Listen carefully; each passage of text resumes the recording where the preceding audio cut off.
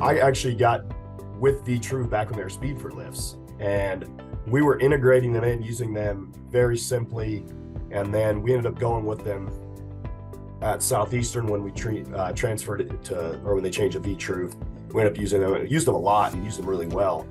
I actually produced some of the best in-season results I'd ever seen, and completely changed my philosophy on how I started doing my in-season training, which I had plans of doing something like that, but I didn't know it was going to take it to that level. It just gives me the opportunity to set our guys up for success. So, for example, there's so many different methods. You know, I've got basically 8 methods here that I use it for right away. The single biggest one is just auto-regulation. You know, I use auto-regulation, like I said, half the year for all of our teams, short of our non-travel guys.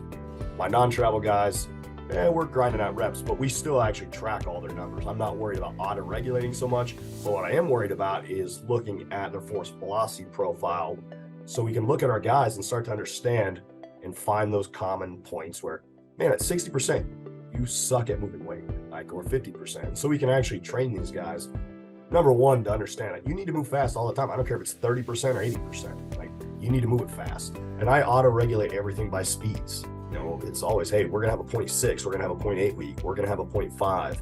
Our guys buy into it. And yeah, we can throw bands and chains and do all that sexy stuff.